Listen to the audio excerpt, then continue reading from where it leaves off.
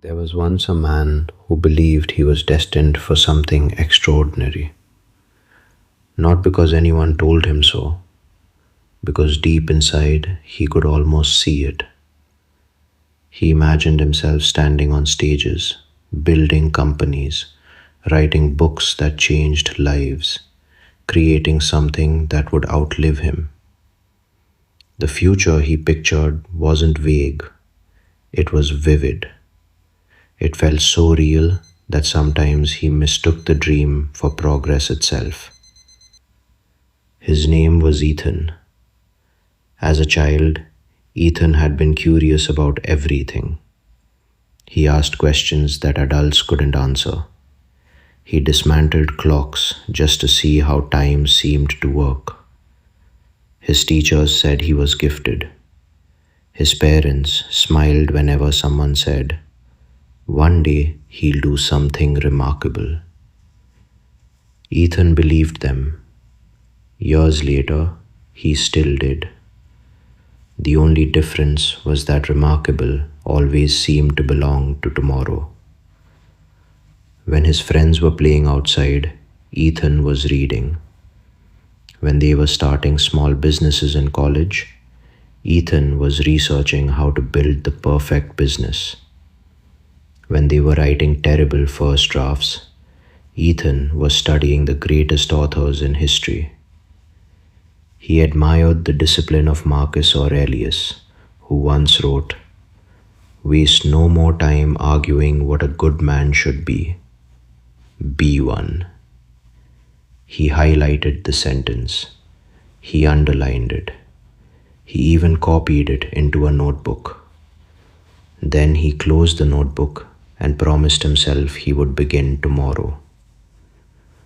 Tomorrow became one of the most important words in Ethan's life. Tomorrow he would launch the idea. Tomorrow he would make the phone call. Tomorrow he would publish the first chapter. Tomorrow he would become the person he imagined. Every night he went to sleep believing tomorrow would finally be different. Every morning, tomorrow quietly became today, and today was never the right day. It wasn't laziness. If anything, Ethan worked harder than almost everyone he knew. He filled shelves with books on psychology, philosophy, economics, business, productivity, leadership, neuroscience, and history. He attended seminars. He watched lectures. He filled notebook after notebook with plans so detailed they looked like blueprints for entire lives. Anyone who visited his apartment was impressed. "You know so much," they would say. Ethan smiled politely. Inside, he felt proud. Knowledge had become his identity. Action had become his fear. He never admitted that to anyone, not even to himself. Years passed. One friend started a bakery that nearly failed within 6 months. Another launched a small software company that made countless mistakes before eventually finding success. Someone else moved to another country with almost no money. None of them had perfect plans. None of them waited until they felt ready.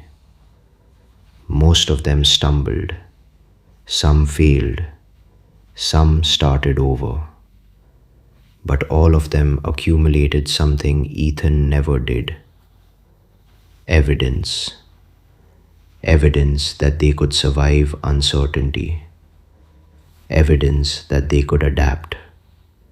Evidence that they were becoming different people through experience rather than imagination.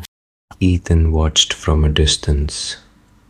Whenever someone succeeded, he told himself they had simply started at the right time.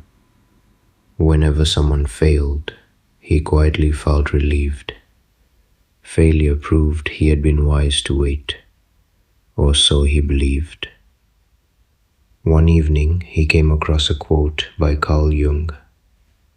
People will do anything, no matter how absurd, to avoid confronting their own soul. He paused.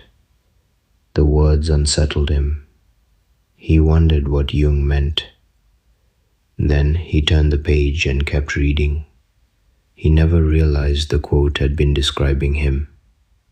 Because Ethan wasn't protecting himself from failure, he was protecting an idea. The idea that somewhere inside him lived an extraordinary person. As long as he never truly tested himself, that possibility could never die. If he never started the business, it could always become wildly successful in his imagination. If he never wrote the book, it could always be a masterpiece. If he never stood on the stage, he could always believe the audience would have applauded. Perfection survives beautifully inside unopened doors. Reality is rarely so kind. Years became decades. His parents' hair slowly turned gray. His father stopped climbing ladders around the house because his knees no longer allowed it. His mother began repeating stories she had already told. Each time Ethan visited, they asked the same question. So, when are you going to do that thing you've always talked about? He always smiled. Soon. They believed him, mostly because they wanted to. One winter afternoon, Ethan visited an elderly professor he had admired for years. The professor lived alone in a tiny cottage beside a quiet river. The place surprised him. There were no expensive possessions, no walls filled with awards, no enormous library. Just one wooden table, one chair, a kettle gently steaming over the stove, and a peaceful silence. Ethan finally asked the question he had carried for years. How did you become so wise? The old professor laughed softly. I wasn't trying to become wise. He reached into a drawer and placed 2 stones on the table. One was perfectly smooth. The other was rough and jagged. Which one do you think changed more? The smooth one, Ethan answered. The professor shook his head. The rough one. Ethan frowned. It spent years in the river. The professor picked up the smooth stone. This one sat safely on a shelf. Then he held up the rough one. This one collided with water. It struck other rocks. It was pushed by currents. It endured storms. It was shaped by contact. He looked directly into Ethan's eyes. You cannot polish your character by protecting it. The words lingered in the room long after the professor had stopped speaking. On the walk home, Ethan couldn't stop thinking about the river. He had spent decades trying to become smooth before entering the current. But rivers do not polish stones before they touch them. They polish them because they touch them. For the first time in years, Ethan opened one of his notebooks. He looked through page after page of detailed plans, business ideas, book outlines, life goals, perfect routines, perfect schedules, perfect versions of himself. Suddenly, none of them looked impressive. They looked untouched, like museum exhibits documenting a life that had never actually happened. He remembered something Seneca had written nearly 2,000 years earlier. While we are postponing, life speeds by. He whispered the sentence aloud. This time it sounded less like philosophy, more like a warning. The following morning, Ethan finally decided to begin. He opened his laptop, created the document, typed the first sentence, deleted it, typed another, deleted that one too. His heart raced, his palms were sweating. He realized something strange. The fear hadn't disappeared, it had simply changed shape. He laughed. For decades he had believed courage was the absence of fear. Now he understood. Courage had been waiting patiently behind fear all along. He kept writing. The first page was terrible. The second wasn't much better. Weeks later, he launched the project he had imagined for years. Hardly anyone noticed. Months passed. Almost no one cared. He failed more times in a single year than he had failed during the previous 30. And strangely, they became the happiest months of his life, because for the first time, he was no longer living inside potential. He was living inside reality. Reality was messier, slower, more painful, but it was alive. Years later, Ethan found himself sitting in a hospital room. His hair had turned white. His hands trembled slightly as he looked out the window. A young volunteer entered the room carrying a cup of tea. They spoke for a while before the young man asked a simple question. "What was your biggest mistake?" Ethan smiled. "I never failed." The young man looked confused. Ethan continued, "I spent half my life making sure I never looked foolish. I thought I was protecting my future. I was protecting my ego." He stared quietly at the fading evening light. "I believed confidence came first. I believe successful people woke up one morning certain of themselves. I was wrong." He turned toward the young man. "Confidence is not what begins the journey. It is what the journey leaves behind." The room fell silent.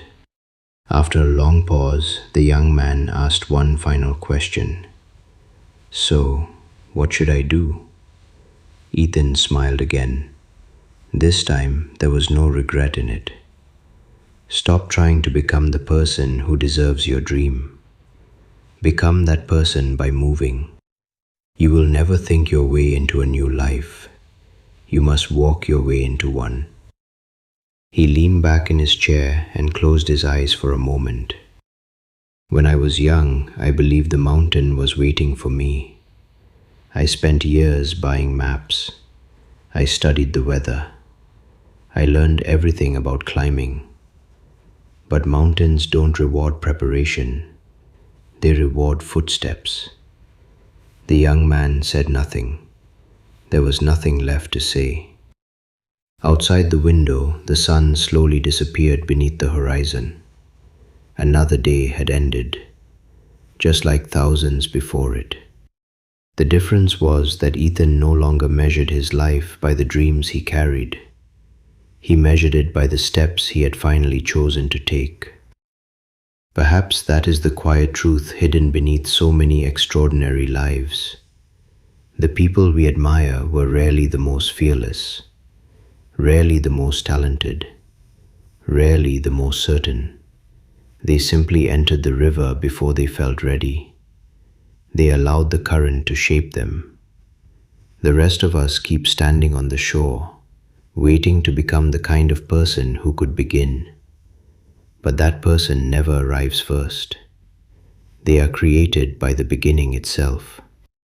So if you are waiting for confidence, if you are waiting for certainty, if you are waiting to feel worthy, remember the river, remember the stone, and remember that your future is not built by the perfect plan you protect today.